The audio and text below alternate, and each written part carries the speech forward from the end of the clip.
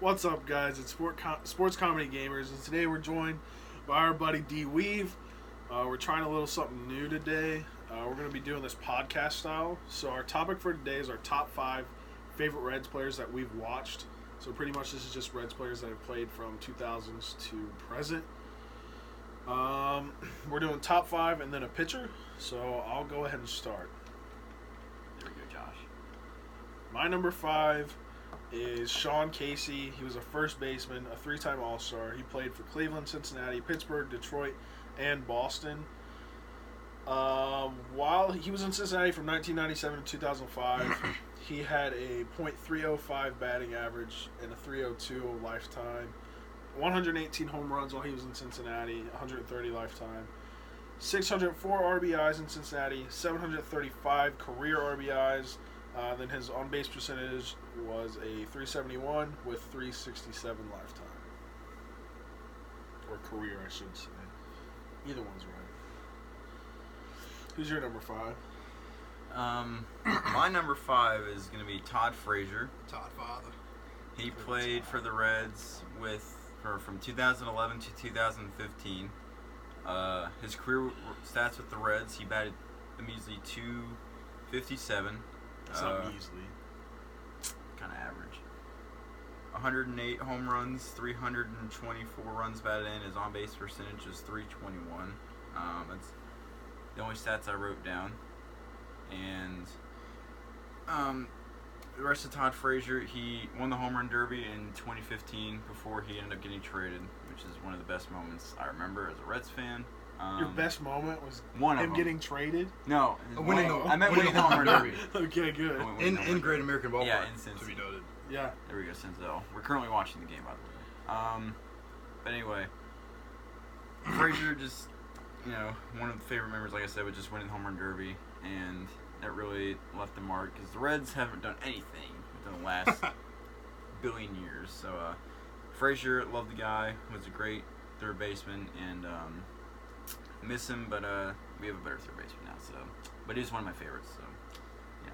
You think we have a better third baseman now? Yeah. Suarez is pretty solid, but I do have a lot of respect for the Todd Father. I think Frazier's better than Suarez, but that's what I mean. All right. Anyways, Dennis, who's your number 5? So I went with Brandon Phillips, 4-time Gold Glover, 2008, 2010, 11, and 2013, all with the Cincinnati Reds. Had 11 years of his 17-year career were with Cincinnati. Second base staple throughout my childhood at second base. Absolutely love the guy. He batted .279 while in a Reds uniform, which is pretty high. A little higher than I would have expected from a guy who was really a defensive specialist. Yeah. He had a .325 OBP, 1,774 hits, 191 home runs. So that's another thing. He did hit a lot of home runs, especially for not really a power guy at second base. 6,351 at-bats, and he made the All-Star team 3 times through his career. So Brandon Phillips, really a staple at second base for Cincinnati, and certainly during my childhood. So I thought he deserved to make the list. For sure. Big fan favorite, too. All right. Moving on to number 4 on my list, I have Yasiel Puig. He was only with us for a short time this year. He's a 1-time All-Star with Los Angeles. He played with Cincinnati for, it's been what? A few months. 4 months. And then we just recently traded him to Cleveland for Trevor Bauer. His stats while in Cincinnati, his batting average was .252 with 22 home runs and 61 RBIs. Career stats, .275 batting average, 130 home runs, 394 RBIs, and a .346 on-base percentage. Next. Okay, my number 4 is the current third baseman, Eugenio Suarez, who is really... You have a thing for third basemen, don't you? Shane likes the hot corner. Hot corner is a solid position to try and lock down if you have a good player, and Suarez is definitely one of them. Very important. Suarez's career stats with Cincinnati, he is batting .265 with 123 home runs, 375 runs batted in, and an on-base percentage of 343. He's been with the Reds since 2015. Came over from the Alfredo Simon trade, arguably one of the best trades we have ever seen. We got rid of Simon like that for our now third baseman. Suarez is one of the most underrated players in baseball, in my opinion, who's not talked about enough because of how solid and good he is. Still young. I think he's only 28, 29 maybe. And we have him for another 7 years. Or we signed him to a 7-year contract a couple years ago. But Suarez is one of the bright futures of this team, and this Reds team right now has a lot of potential. But Suarez will lock in at my 4. See, I'm still hoping that Cincinnati picks up Puig at the end of the year. Which should be possible. It's totally possible. But the guy he brings the energy. He's fun to watch. I mean, he's the wild horse. Yeah, for sure. Speaking of right fielders, my number 4 was Jay Bruce. Bruce spent 9 years in Cincinnati. Obviously, still playing baseball. He's had a 12-year career to this point. Career stats while in Cincinnati, he batted .249, 233 home runs, and 718 RBIs. Obviously, the big moment, the 2012 walk-off home run to send the Reds to the playoffs and win the Central Division. So, another fan favorite, and the guy just killed the ball. I loved his batting stance. He had just kind of one of those quirky swings that seemed to work. And, I just love the guy out there in right field. Had a cannon, too. He had a cannon, so it was fun to watch. For sure. But if you think about it, kind of like a Puig. A little bit, kind of comparable to Yasiel Puig, power guy, big arm out in right field. So, for sure, he was kind of before Puig, played with a lot of energy. Maybe not the same personality, but no, I was saying, Bruce is definitely a little more humble. A little calmer, humble. A little more down to earth. Yeah, for sure. All right, moving on to number 3 on our list. My number 3 is Barry Larkin. He was a shortstop. He played from 1986 to 2004. He is a Hall of Famer and MVP, 12-time All-Star, 3 times Gold Glove winner, a 9-time Silver Slugger winner, and a 1990 World Series champion. Spent his whole career in Cincinnati. His career stats were a .295 batting average, 198 home runs, 960 RBIs, and a .371 on-base percentage. Who's coming in at number 3 for you? Yeah, Barry was. I think we got lucky. Well, I know I did. I mean, you didn't start watching until like 2010 area, but watching baseball back in the early 2000s was really a blessing in Reds history. I mean, 2004 was when, and most of these guys on my list are from 2004. That's when I just kind of fell in love with the game. Like I said, I bought the video game, played with the Reds lineup that was like the only video game I played was like in MLB 2K like 04 something like that. And I played that, like that's the only video game I played on the PS2. I was playing with this Reds lineup, and that's when I fell in love with baseball, and that's why most of these guys come off that list. But being able to see Barry Larkin in 2004, a Hall of Famer, a World Series champion, that was just we got pretty lucky to be able to see someone like that in our lifetime, because it doesn't look like we're about to see any World Series champs soon. But you never know. Never know indeed. Alright, coming in at number 3 for me is Brandon Phillips. He already talked about him, but he kind of already gave you the backstory, so you know his stats. 279 average, 191 career home runs with Cincinnati, 851 runs batted in, and on-base percentage of 325. He already mentioned all that, so I'm just going to say that when we traded BP, it was a tough decision for this city. The city really loved him. Gold Glove caliber, one of the best defensive second basemen Cincinnati has ever seen. He was a Gold Glove caliber. Obviously, he won. How many did he win? He won 4. Is he 4? Yeah, 4 Gold Gloves. 10 years with the Reds, he won almost half. So 40% of the time in Cincinnati, you won a Gold Glove. Probably should have gotten a couple more than that too. And obviously, he was with them in the postseason, 2010, 12, and 13. Brandon's a guy that everybody loved. He had the great personality. Everybody took it in, and we all miss him.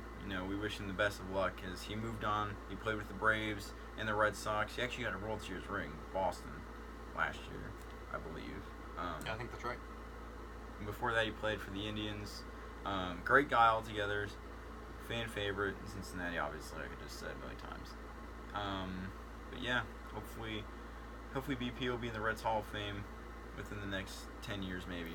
And I'm definitely thinking that's possible. That's going to happen. You know, I've just noticed a trend real quick. A lot of our trades and stuff have to deal with Cleveland. That's true. We do Because deal with Cleveland quite a bit. Brandon Phillips, and then two guys. I mean, Puig and Sean Casey played for Cleveland before he came to Cincinnati. Brandon Phillips played for Cleveland before he came. Obviously, we have just said Bauer. Jay Puig Bruce from- even went to Bauer Cleveland. came from Yeah, Cleveland. and Jay Bruce. Bruce went to Cleveland as Yeah. well. Yeah. Just a little thing I just noticed. Interesting.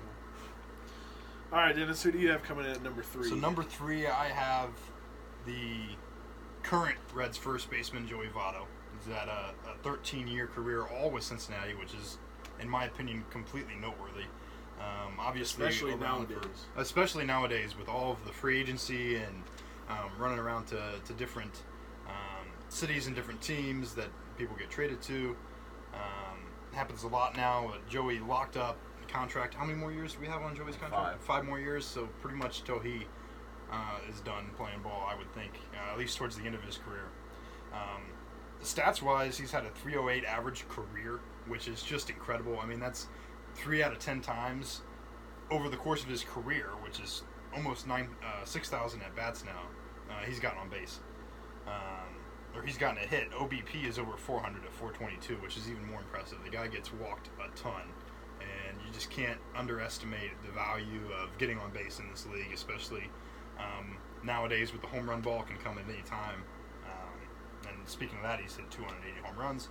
So just a great personality, a face of this franchise, one of those players that's kind of recognized across the league when Cincinnati doesn't often get a lot of those, and he's just really been a big part of this organization for the last 10 plus years, and obviously was around for the playoff runs, and will continue to be around. So I love Joey Votto, and considering the caliber of players that I'm about to get into going back into early 2000s, I think he fell number 3, but you could certainly make an argument for him being a little higher on this list too. Just really good first baseman. You know, I like the Hall of Fame argument with Joey Votto too, because I mean, if he has many more years like this year, he's kind of ruined his chances for the Hall of Fame. Up to now, he's been pretty good, and he's starting to heat up again. But this year has not been his best year, and if you keep repeating, you said he has 5 more years on the contract, so we have 5 more years of this Joey Votto. I think that hurts your Hall of Fame chances. I think it does to some extent. I do think it's noteworthy. He started the season through the first month or so. He's batting 180, and I think he's got his average up to just over 260 now. So he really has turned things around to some extent. He's starting to hit the ball a lot better with a little more power. But as he gets older, obviously, those numbers are going to start to decline. So he's just got to hang in there. And I think he definitely has a case, but he can't bat 180 for the next 5 years and expect to get in. So hopefully he continues to have years where he's able to get things in the right direction. For sure. All right, moving on to number 2 on our list, and I know my number 1 and number 2 are flip-flop of his number 1 and number 2, so I'll be kind of brief on mine. My number 2 is Ken Griffey Jr. He was an outfielder for the Reds, played for them from 2000 to 2008. He also played, he played for Seattle before he came to Cincinnati. He also played for the White Sox, I'm pretty sure, and then went back to Seattle. Went from Seattle to Cincinnati to the White Sox, back to Seattle. Yeah. He's a Hall of Famer, MVP, 13-time All-Star, 10-time Gold Glove winner, 7-time Silver Slugger, and also Major League Player of the Year. But yeah, that was another guy that just crushed the ball. He did. Let's see, 630 lifetime home runs. That's incredible. But we kind of talked about Puig caliber players. I think the standard is more of a Griffey caliber player. Just kind of comparing guys to him, you really can't.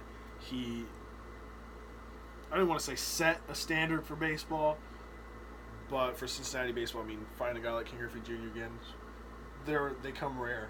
Very rare. Very rare. So The kid had one of the sweetest, best swings I've ever seen. Oh, yeah. It was such a smooth swing too. Just the ball just popped off the bat. It's so fun to watch. Yeah, he made it look so easy, and he was cocky in his own sense, but that's just kind of the way he carried himself. He was the best player of his time, and he knew it. Yep. So, I mean, I remember watching a game where he was up in a situation. I don't know the details of the game, but he had to put down a bunt to get over a runner or whatever, and he did it. He put down a bunt, and people asked him after the game, and he's like, I got to do whatever I got to do to get my team to win the game, and they won the game. So he's just one of those kind of players. Did whatever he had to do. exactly. All right, Shane, who do you have as your number 2? My number 2 is Jay Bruce. Now, with that being said, if you know, any of the 4 players that I've mentioned so far have been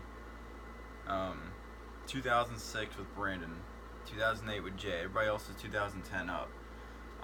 I did not start watching baseball until 2010, so it would not be fair for me to say that Griffey is one of my favorites. Now, don't get me wrong, I love Griffey, but I did not sit there and watch him, so I cannot say that I sat there and like, oh, I remember watching Griffey. No, I'm not going to lie, I can't say that. So, you know, that's why I'm not mentioning any older players. Well, does that mean I don't love them? But that's just my reasoning. Anyways, so he mentioned Jay Bruce earlier. Again, I'm just going to give another brief stint. You know his stats. He was a big power guy in Cincinnati. I mean, if he got a hold of one, it was in the moon deck. I mean, it just let ball launched and went and just carried. And obviously, guy you want to have on your team. But he did. The thing with Jay Bruce is he did strike out a lot. I mean, he was either home run or strikeout half the time. I got him done. Yeah. But you know that's the risk. That's the risk you got to take. Sometimes, you know, big power guys like that, they can really come in clutch, or they can swing and miss in situations where you need them to. But usually, Jay Bruce, he came in clutch that in 2010 where he won the National League Central Division. One of my favorite moments, I've like even still to this day, probably my favorite Reds moment since I watched baseball. 2010, I'm just launching a home run into center field. One of the coolest things. This city saw the playoffs for the first time in 15 years. And now we've missed the playoffs for, if we don't make it, this should be 6 years in a row. So we're starting to really set a drought again. But, you know, Jay Bruce got traded in the middle of the year in 2016. And it was hard. It was kind of hard for me. But, you know, I had to face the fact that Jay Bruce was not a Red, and I moved on. But, Jay Bruce really left his mark on the city, and you know, we miss him, and he's now with the Phillies. So, yeah. Speaking of guys who swing and miss or hit a home run, number 2 on my list, Adam Dunn, probably a name most of you guys recognize. 270 home runs as a Red, 462 lifetime, 14-year career that he had. He ended his career as a DH in the American League. Naturally, he was not born to play defense necessarily, but man, could that guy just crush the ball. Big dude, and He's the big donkey. He was the big donkey. It was fun to watch him hit the ball. He just absolutely crushed it.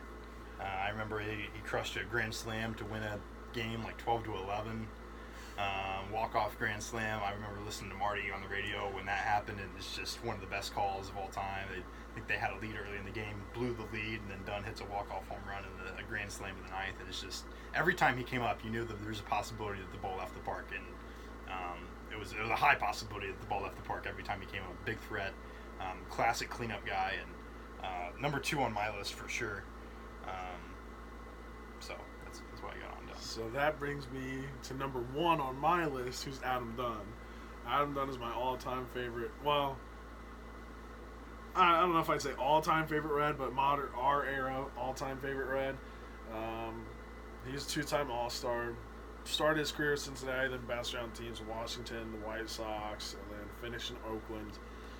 But Adam Dunn was like the player that when I played baseball back in like the T-ball and kid pitch, coach pitch days, that's who I modeled my play. Like I did, I mocked his batting stance, wore the number 44. I mean, I had his jersey. Like Adam Dunn just kind of, when I was a kid, caught my eye, and that's who I modeled my play of baseball like. And I played like Adam Dunn. I would rather crush the ball or strike out. There was no in between for me. Yep. I was slow. You know, I wasn't the one to be stealing bases. And honestly, if I could just hit the ball far enough and get to first, that was fine with me. But yeah, Adam Dunn is just one of the guys that I fell in love with and kind of modeled the way I played baseball after. So, who you got for number 1? you can guess, my favorite player of all time is Joey Votto. Joey is one of the best players that the Reds have ever seen. I'm not saying he is the greatest, but he's easily one of the best players that Cincinnati has ever seen. Dennis talked about him, like I said, but his batting average is .308, which is incredible for what he's done in his career, and he's still not done. He's still going. The dude is just continuing to, be Joey. His personality has definitely not changed. That's true. Years throughout, no matter how he does. Last couple years since his, robbed MVP, I'm going to call it 2017, he hasn't been the same Joey, and I'm probably guessing because of his age, like how he's aging, but he doesn't want to admit that, but I think that's what it's becoming, but who knows. But he's 20 home runs away from 300 career, which I think he will do by the end of his career, which would be cool. He's a little bit less than 70, so he's 67 RBIs away from 1,000 in his career, again, which I think he will do without a doubt. His on-base percentage is .422, which if you look right now, if you go on MLB history of all time and you go to on-base percentage, Joey Votto is like 11th all time. It's incredible. He's higher than any of the guys that I've said on my top. Oh yeah, he gets on base way more. Yeah. And current players, like, he's exceptionally ahead. I think the closest next player is it might be Mike Trout. I'm not sure. Mike Trout's a different story, but if he's 11th all time, you got to think of all the players that ever played baseball. If he's 11th all time, and you're questioning his Hall of Fame ability right there, that's what gets me. We mentioned before, if you watch Moneyball, that's all they went after was on-base percentage, and that's all. And Joey would make his team 100%, especially the old Joey when he just walked so much. And another thing about Joey, as I saw this, is he will, I'm not sure if it's going to be this year or probably into next year, but he will be the all-time Reds walks leader and strikeouts leader. Yeah. So those are some things to look out for as he is currently playing baseball. His numbers will either continue to go up or down, which we'll see. I'm a big believer in the analytics, the statistics that baseball has moved into. This new era of really diving into what the numbers mean, and you got to score runs to win games, and you got to get runners on base to score runs, and so Joey Votto models that as a baseball player. It's incredible. Mm-hmm. So my number one is, as Ziggs mentioned, we kind of flip-flopped 1 and 2, is Junior, Ken Griffey Jr. I just think he's one of the kind of just the biggest icons that this organization has ever had. Obviously a Hall of Famer, 630 home runs, career, 210 of those were with Cincinnati. He hit his 500th with Cincinnati, and he didn't hit his 600th with Cincinnati. He was in Seattle, I think, then. But he hit his 500th with Cincinnati, and that's a great moment. I remember watching that game when he hit his 500th, and I believe it was in Seattle when he hit it with the Reds. But yeah, he was playing with Cincinnati when he hit. Yeah, it was an away game. I remember watching that on Miami. TV. It was at Miami, Yeah. okay, so it was the Marlins that he hit it against. Florida. But that was a big moment. So 22-year career, 9 of those with Cincinnati. And just, you just love Junior. You love the kid. He was a local product. Came out of,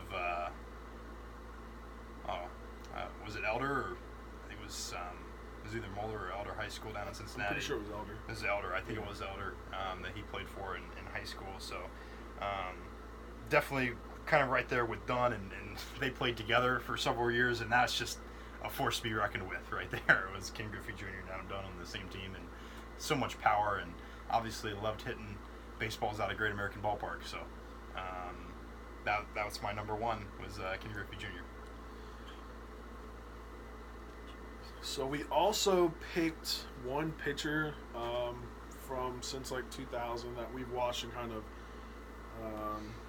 been our favorite. Mine is Michael Lorenzen, and I picked him because of his Christian values. We kind of have the same Christian values, and all three of us guys actually got to sit down and listen to him speak. Yeah. In person about his life and how he got to where he is, and we just kind of we got to have conversation with him, and it's one of those cool things where you make a connection with someone who is professional athlete, and a lot of times you see these guys like untouchables, or like you're like there's no chance you'll ever get to ever like meet face to face and actually talk. Yep. But Michael Lorenzen is one of those guys that he does a lot in the community, and he actually came and talked to us. But yeah, hearing his story is really cool. He has been on the team since 2015 and is still on the team. He has a 4.04 career ERA. He's hit 6 home runs.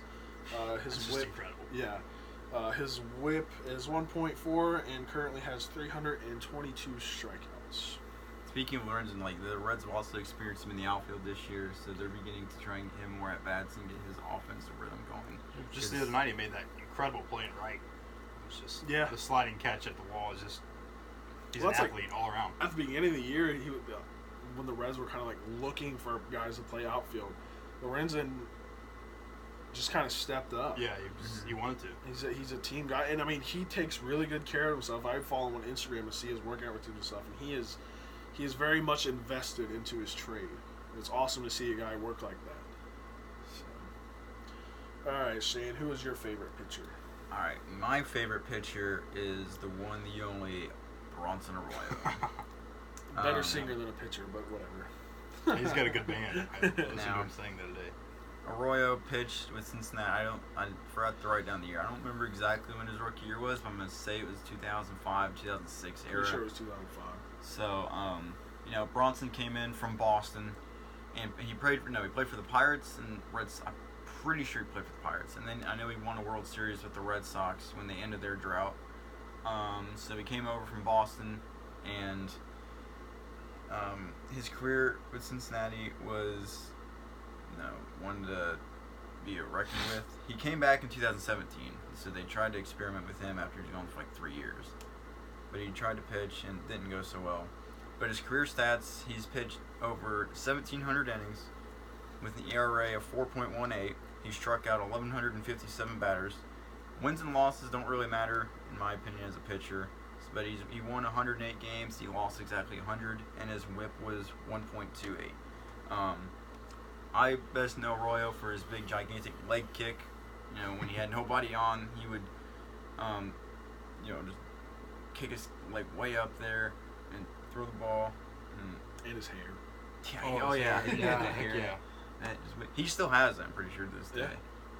Well, that's a funny thing is when we were at the Reds game not too long ago, and he walked right past Yeah, us. he was just walking. And yeah, he had his guitar and everything, and Yep. we literally didn't realize it till the last minute, and it was already too late to say something. Yeah, I was It like, wait a minute, is that Bronson? Yeah. And then they're like, wait, it is. No, And I it's was like, not. And then it was definitely Bronson. yeah. So we missed a chance, but hopefully I'll get to meet him at some point throughout. All right, Dennis, who you got? So I've got the one and the only, in my opinion, best closer that Cincinnati has ever seen, Aroldis Chapman, fireballer, and yeah, he had a few control problems, but if you got to the ninth inning with a lead, the game was over, and that was just the way it was, and I love that about Aroldis Chapman. He really made the game an eight inning contest. If you could have the lead after 8 innings, it was more or less done, and you couldn't get the bat on the ball.